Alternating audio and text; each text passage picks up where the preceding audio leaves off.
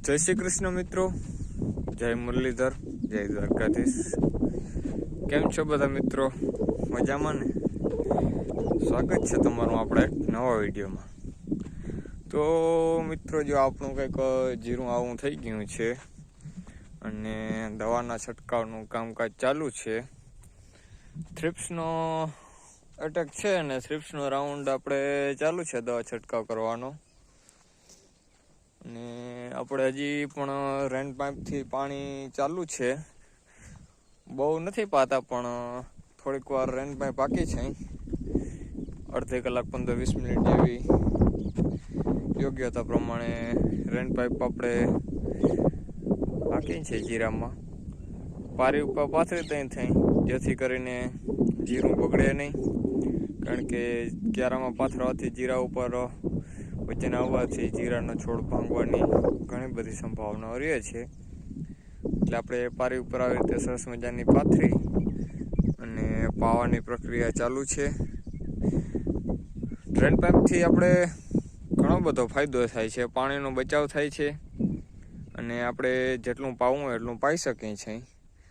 ફુવારાઓથી જીરાને નમી જાય છે, કારણ કે ફુવારાના આકરા છાંટા પડતા હોય એટલા માટે રેન પાઇપથી આપણે આછું પાણીનો છંટકાવ કરી શકીએ છીએ। જો તમે જોઈ શકો છો, સવારના પોરમાં આપણે રેન પાઇપ વાકેલી કેવું મસ્ત મજાનું જીરું દેખાય છે।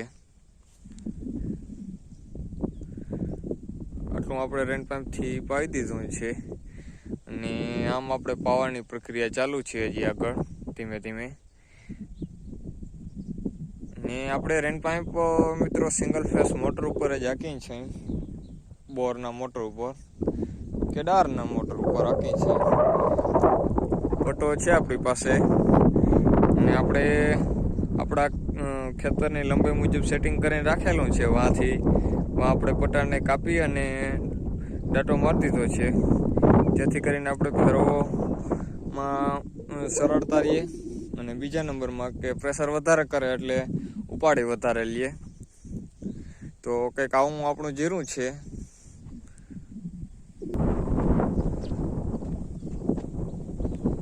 આ જીરું થોડુંક આપણે આગતરું છે અને આ જીરું થોડુંક વાસે છે। જો તમે રેન પાઇપનો પટ્ટો અલગ જ ક્યારે તરી આવે છે, કારણ કે આપણે સવારના પોરમાં હાકેલું તો એના ઉપર હજી ઝાકર જેવું છે જીરા ઉપર પાણી, એટલે અલગ જ દેખાય છે। બાકી કંઈક આવું જીરું છે આપણું મિત્રો।